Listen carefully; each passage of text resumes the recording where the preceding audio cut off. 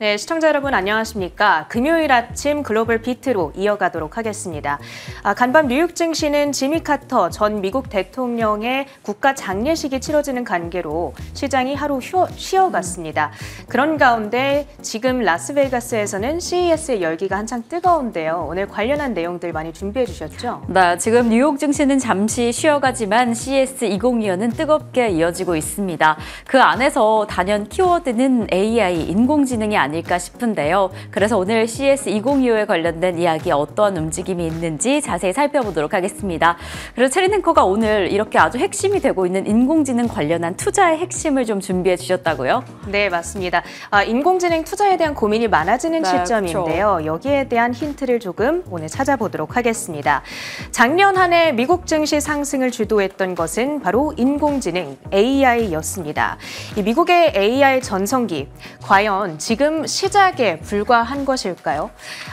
만약에 앞으로 사이클이 남아있다면 얼마나 많이 남아있으며 그 안에서 우리는 투자를 어떻게 해야 할 것인가? 최근에 나왔던 몇 가지 뉴스들이 여기에 대한 힌트를 조금 제공해 주는 것 같습니다. 함께 보시죠. 일단 2025년 지금까지 미국 증시는 거래일을 기준으로 총 5일이 지나갔습니다. 지금까지의 출발 분위기가 어땠는가? 히트맵을 등락률 설정을 YTD, 연초 대비 기준으로 바꿔봤습니다. 그랬더니 M7 빅테크주들 가운데에서는 엔비디아가 4.3%의 상승으로 가장 강세 출발을 하고 있고요. 그 밖에 좀 강했던 섹터, 마이크론 역시도 이 엔비디아의 대표적인 수혜주로 이번 CES에서 부상을 하면서 18%의 급등률을 나타내고 있습니다. 그리고 또 한 가지 많이 올랐던 테마가 이쪽에 좀 작기는 합니다만 바로 전력주들이더라고요. 비스트라, GE 버누버가 10% 이상, 컨스텔레이션 에너지가 9%의 급등세를 연출하고 있습니다. 그러니까 올해 첫 일주일 역시도 지금 AI 관련주들이 시장을 주도하고 있다. 이 사실을 알 수 있는 건데요. 그 촉매제가 됐던 뉴스가 지난주에 전해졌죠. 바로 마이크로소프트의 깜짝 발표였습니다. 이 마이크로소프트의 부회장이 아주 장문의 블로그 포스트를 업로드했었는데요. 결론을 얘기를 하자면 앞으로 4년 동안 AI의 황금기가 도래할 것이고 그 안에서 승자는 갈릴 것이다. 때문에 우리는 올인할 것이다. 라는 일종의 포보문과도 같았는데요. 이 굉장히 장문의 글이었지만 내용을 좀 요약해 봤습니다. 앞으로 4년만 올인하면 25년 동안 먹고 살 수 있다. 이 부분이 조금 흥미로웠습니다. 보통 한 가지 신기술이 탄생하고 무르익기까지 이 사이클이 한 25년에서 30년 정도의 시간이 걸린다고 하더라고요. MS는 이번 AI 사이클 역시도 30년이라는 시간을 두고 있는 겁니다. 지난 2차 산업혁명 그리고 3차 산업혁명에 이어서 이번에는 AI가 엄청난 기회를 가져다 줄 것이며 모든 산업과 경제에 광범위한 영향을 줄 것으로 예상하고 있습니다. 그렇기 때문에 우리는 올인하겠다. 어떻게 올인을 하냐? AI 인프라에 올 한 해 동안에만 800억 달러의 투자를 예고하고 있습니다. 우리 돈으로 하면은 약 117조 원에 달하는 엄청난 규모인 건데요. 다른 기업이라면은 몇 년에 걸쳐서도 투자하지 못할 금액을 1년 안에 넣겠다라는 겁니다. 작년에 500억 달러 대비했을 때에도 60% 증액된 수준이고요. 그리고 시장이 예상했던 700억 달러 대비했을 때에도 서프라이즈 수준으로 발표가 된 겁니다. 그리고 그 가운데 절반 이상은 미국 안에서 투자를 하겠다고 예고하기도 했죠. 여기서 중국이라고 직접적으로 언급을 하지는 않았지만 지금 확실히 승기를 잡지 않는다면 중국 등의 경쟁 국가들 혹은 경쟁사들에 밀릴 수도 있다. 그렇기 때문에 이 트럼프 당선인에게 AI 기술을 선점한 이후에 전 세계에 수출할 수 있도록 도와달라, 규제를 좀 풀어달라 이렇게 촉구하는 내용도 있었는데요. 그러면서 화웨이의 사례를 들더라고요. 이 통신 장비 기술을 선점해서 전 세계에 그것 그것을 팔고 잘 먹고 잘 살고 있으니 우리도 그렇게 해보자라는 이야기였습니다. 자, 이렇게 마이크로소프트의 소식이 나오고 난 이후에 잘 아시다시피 주가가 정작 웃었던 것은 바로 엔비디아였습니다. 왜 그러냐? 이 MS가 투자를 하겠다고 한 건 결국 엔비디아의 반도체를 사겠다라는 이야기와 동일하기 때문인데요. 실제로 작년 한 해 동안 엔비디아의 반도체를 누가 많이 샀는가? 그거를 보니까 마이크로소프트가 타사 대비했을 때 2배 이상 많이 샀더라고요. 이 쭉 뽑아온 건데 마이크로소프트가 가장 위에 있고 바이트댄스, 텐센트, 그리고 미국의 난다긴다 하는 빅테크 기업들이죠. 메타와 테슬라, 아마존, 구글, 많아봐야 10만에서 20만 대를 구매했는데 마이크로소프트는 그거보다 훨씬 더 2배 이상 뛰어넘는 50만 개의 칩을 구매했다. 이 부분을 알 수 있는 것이고 그걸로도 부족했는지 올해는 더 사겠다고 예고를 하고 있는 겁니다. 자, 거기다가 또 한 가지 정말 중요한 뉴스가 나왔습니다. 이 미국의 정부도 움직이기 시작한 건데요. 그동안은 말로만 하다가 드디어 돈을 지급하기 시작한 겁니다. 원자력 기반 유틸리티 기업으로는 미국 안에서 1등입니다. 컨스텔레이션 에너지와 10억 달러 규모의 계약을 맺은 건데요. 이 13개의 정부 기관 그리고 건물에 앞으로 컨스텔레이션 에너지가 전력을 공급하는 형태의 계약입니다. 이번에 계약한 미국 연방조달청 GSA 역대 최대 규모의 계약이고요. 핵 에너지 가운데에서는 최초 계약이다라는 점도 중요합니다. 이 핵 에너지가 미국 정부의 우선순위로 올라왔음을 보여주는 상징적인 계약이라는 해석도 들려오고 있는 상황이죠. 참고로 이 컨스텔레이션 에너지라는 기업은 작년 한 해 동안 미국 증시에서 초강세를 보였던 기업이기도 합니다. 108.4%라는 어마어마한 수익률로 2024년 한 해를 마무리했었는데요. 아마 이 뉴스 9월에 올라왔던 거 기억을 하실 겁니다. 3마일 섬 폐원전까지 재가동을 하면서 마이크로소프트와 20년 동안 장기적으로 전력을 공급하는 계약을 체결했던 바로 그 기업인 것이죠. 자, 이렇게 이제 기업뿐만 아니라 정부까지 나서서 AI 인프라에 투자를 선언한 상황, 그 덕분에 앞서 말씀드렸다시피 AI 인프라 관련주들이 초강세로 올 한 해를 출발하고 있습니다. 그 종목들을 쭉 뽑아왔는데요.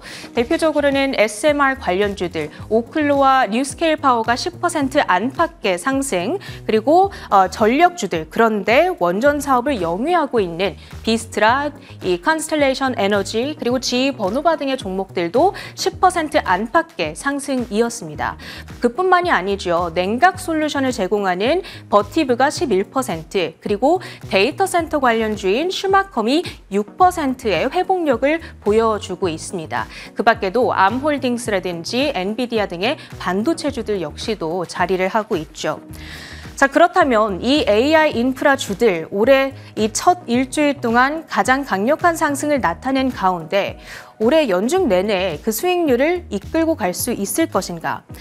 올해 역시도 AI 산업 육성을 위해서 정부 그리고 기업 단위의 굵직굵직한 투자 소식이 이어질 것으로 전망되고 있습니다. 그리고 그때마다 이 기업들의 주가가 움직일 가능성이 있겠죠. 따라서 마지막으로는 이 AI 인프라주의 개별 기업 종목에 나는 투자하기가 조금 부담스럽다 하시는 분들을 위해서 ETF 몇 가지 소개를 해드리려고 하는데요. 일단은 대표적으로 이 S&P 500의 전력 관련주들, 그러니까 유틸리티 섹터에 투자할 수 있는 ETF로는 XLU, 유틸리티 셀렉 섹터 스파이더 펀드가 있습니다. 종목으로는 넥스트에라, 서던 컴퍼니, 듀크 에너지 등의 종목들, 그리고 조금 아까 언급드렸던 컨스텔레이션 에너지와 비스트라 등이 탑홀딩스에 포함이 되어 있습니다. 이 기업들의 경우에는 빅테크주들이 전력이 모자란다. 그럴 때마다 계약을 맺는 기업들인데요. 원래는 배당 성향이 조금 강합니다. 그런데 이제는 AI 인프라주로 엮이면서 성장의 성향까지 가져가게 된 것이죠. 배당뿐만 아니라 방어 플러스 성장까지 나는 가져가고 싶다 하시는 분들께서 주목하시면 좋겠습니다. 자, 그런데 전력 가운데에서도 원전, 지금 이제 미국 정부가 투자하기 시작한 원전에 조금 더 주력하고 싶다 하시는 분들도 계실 텐데요. 그런 경우에는 글로벌 X 우라늄 ETF가 있습니다. 티커명 URA. 대표적인 종목으로는 카메코와 넥스젠 에너지, 유라늄 에너지 등이 포함이 되어 있고요. 그리고 SMR 기업들, 오클로와 뉴스케일 파워 등도 이 탑홀딩스에 포함이 되어 있습니다.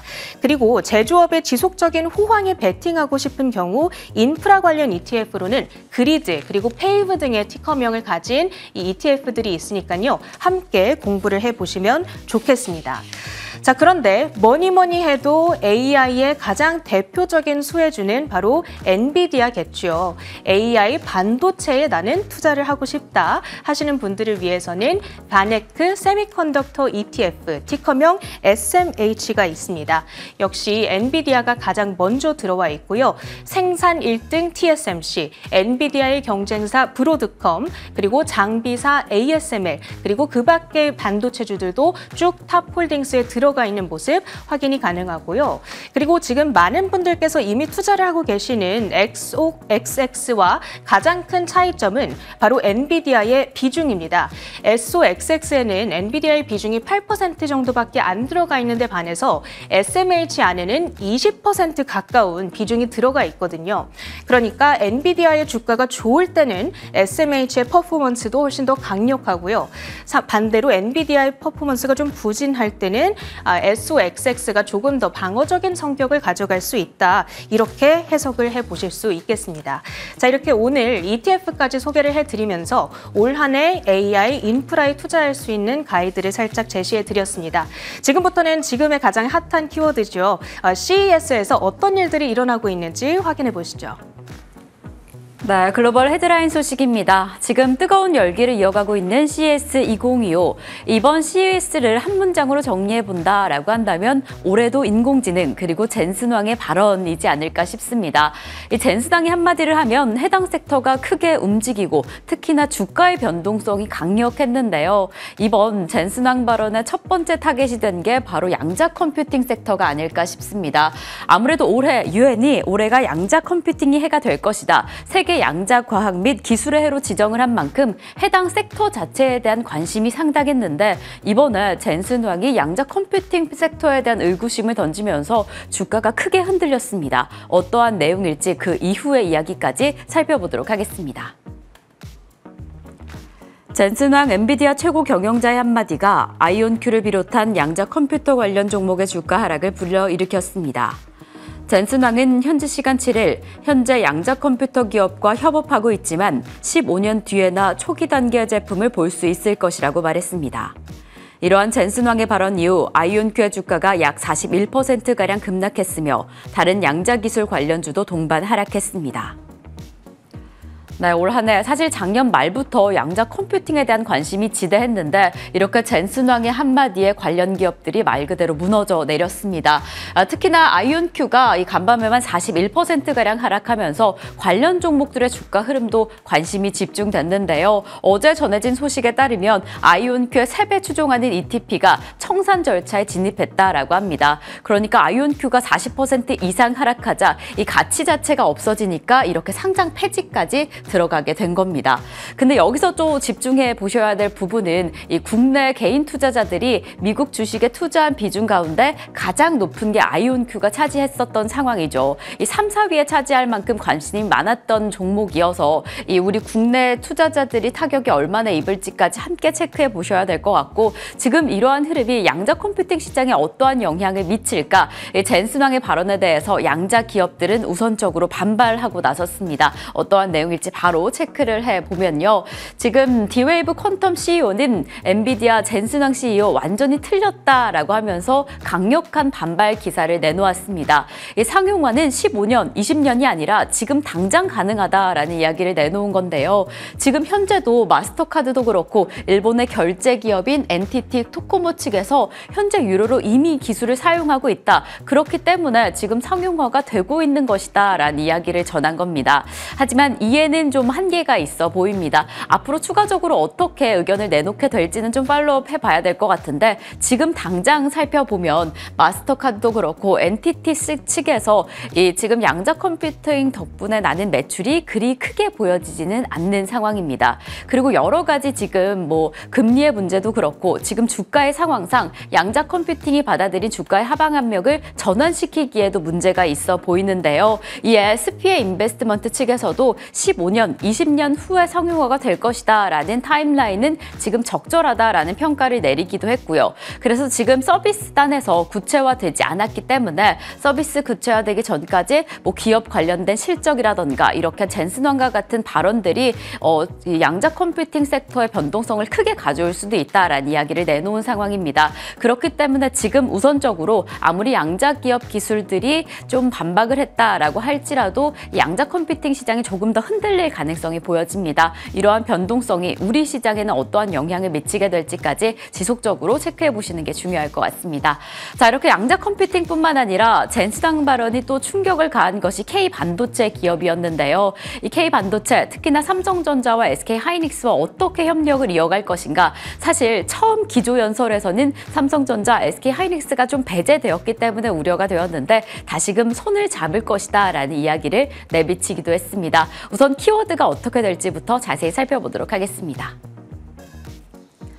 젠슨왕 엔비디아 최고 경영자가 GPU 신제품인 RTX 50 시리즈에 마이크론의 그래픽 D램인 그래픽 더블 데이트 레이트 7을 장착한다는 전일 기조에서 삼성전자가 초도 물량을 공급할 것이라고 추가적으로 밝혔습니다. 그리고 이후 다양한 파트너사의 제품을 사용할 예정이라며 SK하이닉스도 포함될 것이라고 설명했습니다. 네, 아무래도 이 엔비디아가 삼성전자, SK하이닉스와 어떠한 관계를 가져가게 될까 그 부분을 주목해 봐야 될 것 같은데요. 우선적으로 CS2025 세 가지 키워드를 정리해 본다라고 한다면 여전히 단연 AI가 될 것 같습니다. 2025년에도 AI 전망이 좀 강력하다라고 보여지죠. 이는 엔비디아가 자극한 것으로 보여지는데요. 엔비디아가 이번에 AI 소프트웨어뿐만 아니라 로봇 관련된 기술을 소개하면서 앞으로 주도권도 계속 이어갈 것이다라는 부분이 확인이 되었습니다. 그리고 엔비디아뿐만 아니라 삼성전자도 AI 대중화 전략을 발표하면서 정말 우리 생활 곳곳에 인공지능이 활용될 수도 있다라는 긍정적인 전망이 확인된 상황이죠. 이렇게 AI뿐만 아니라 이제는 PC칩에도 그 영향이 좀 확대될 것으로 보여지는데요. 이 PC칩 제조사들이 AI 기술을 접목한 신제품을 이번에 다량 발표했습니다. 엔비디아도 GB10 슈퍼칩을 공개하기도 했고 AMD 그리고 인텔, 퀄컴까지도 고성능 게이밍 관련된 칩을 공개를 하면서 이 AI가 PC칩에 얼마나 더 성능을 높여줄 수 있는지까지 추가적으로 확인해 보시면 좋을 것 같습니다. 그리고 이제는 인공지능이 자동차 섹터에도 힘을 발휘할 것이다 라고 보여지는데요. 우선적으로 엔비디아가 토요타와의 협력 관계를 공개하면서 이 운전자 보조 시스템에 인공지능이 얼마나 활용이 될 수 있을지 그 부분을 확인해 보면 좋을 것 같습니다. 그래서 단연 이번에 인공지능이 얼마나 더 힘을 펼쳐갈 것인가, 그렇게 된다면 젠슨왕의 영향이 얼마나 더 커져갈 것인가가 관심이 집중되고 있는데 이번에는 젠슨왕의 발언이 우리 K반도체에 어떠한 영향을 미쳤을지 체크를 해보겠습니다.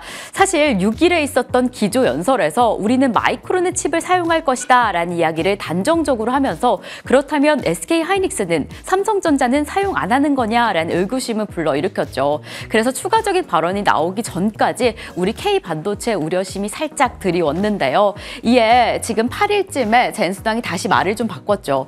삼성전자 메모리 칩을 쓰겠다라는 이야기를 더한 건데요. 사실 지금 삼성전자가 넘어야 할 과제는 좀 있지만 추가적으로 테스트해야 될 내용은 있지만 HBM 테스트는 분명히 통과할 것이고 앞으로도 협력 관계를 이어갈 것이다 라는 이야기를 덧붙이기도 했습니다. 그래서 이렇게 파트너사로서의 입지를 더 곤고히 하면서 앞으로 주가가 좀 오르지 않을까라는 기대감이 드리운 상황이고요. 삼성전자뿐만 아니라 SK하이닉스에도 손을 내밀었습니다. 우선적으로 또 화제가 된 만남이 SK그룹의 최태원 회장과 젠슨왕이 만났다라는 부분이 좀 화제가 되었는데 이전에 우려가 되었던 부분, HBM의 개발 속도가 좀 느리다라는 부분이었는데 지금 엔비디아가 예상한 것보다 우리 SK하이닉스의 개발 속도가 상당히 빠르다라는 점을 다시 한번 확인하면서 가능성을 활짝 열기도 했습니다.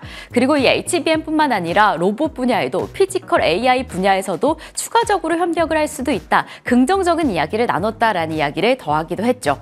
그래서 이 시점에서 엔비디아가 SK하이닉스와 얼마나 협력을 이어갈 것인가도 주목해 보시면 좋을 것 같고 SK하이닉스 자체의 HBM 기술에도 좀 집중해 보시면 좋을 것 같습니다. 그래서 지금 당장 이 인공지능 시장의 변곡점은 HBM4, 그러니까 6세대 HBM을 누가 더 잘 만드느냐, 누가 시장의 점유율을 차지하느냐 그 부분이 될 것일 텐데 SK하이닉스 측에서는 우선적으로 HBM4 하반기 출시가 될 것이고 2027년이면 본격적인 양산에 들어갈 수도 있다라는 이야기를 내비쳤습니다. 우선적으로 지금 젠슨왕에 그리고 엔비디아 힘을 얻은 삼성전자와 SK하이닉스가 기술을 얼마나 발전시킬지 계속 체크해 보도록 하겠습니다. 자, 이렇게 CES 2025 이 이슈만큼이나 간밤에 좀 화제가 되었던 부분이 바이든이 반도체 수출을 조금 더 규제하겠다라는 강력한 이야기를 내비쳤는데요. 이에 단연 여러 빅테크 기업들은 반발하고 나섰습니다. 어떠한 내용일지 자세히 살펴보시죠.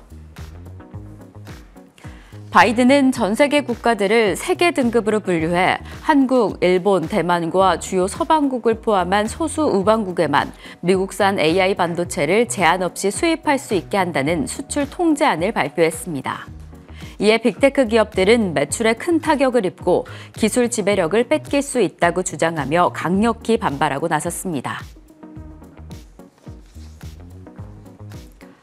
자, 이제 바이든 임기가 채 10일 가량 남지 않은 상황입니다. 이제 퇴임을 앞두고 있는 바이든이 바로 어제 반도체 관련 수출을 조금 더 통제하겠다라고 하면서 기존에 없었던 더 강력한 규제를 내놓았는데요. 그러니까 전 세계 국가를 3개 등급으로 분류해서 주요 서방국, 그러니까 일본, 대만, 우리나라와 같은 주요 국가들에만 반도체 수출을 허가하겠다라고 한 겁니다. 그렇게 된다면 20개국으로 꼽히고 있는 적대국은 사실상 반도체 수출이 금지가 되고요. 추가적으로 100여 개의 국가들은 반도체 구매량 자체에 상한선이 생기게 됩니다. 그렇게 된다면 이 주요 국가를 제외한 다른 국가들이 이 미국과 교류하는 데는 정말 큰 한계가 생길 것으로 보여집니다. 그리고 이뿐만 아니라 AI 데이터 센터도 가급적이면 미국 내에 설립하게 하도록 하겠다라고 하면서 미국 자본주의를 좀 강력하게 올리려는 것으로 보여집니다.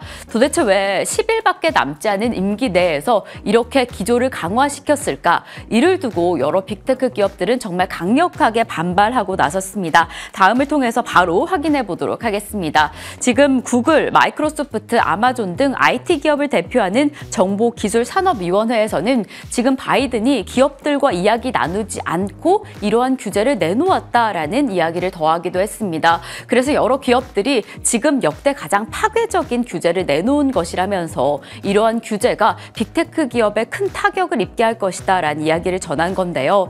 왜냐하면 이제 여러 국가들이 이 미국산 반도체를 수입하기 어려워지면 단연 중국산 반도체, 중국산 AI 기술로 눈을 돌리게 될 텐데 그렇게 된다면 중국 AI 기술을 발전시키게 될 것이고 그렇게 된다면 미국산 경쟁력을 잃게 할 것이다라는 이야기가 나오고 있는 거죠.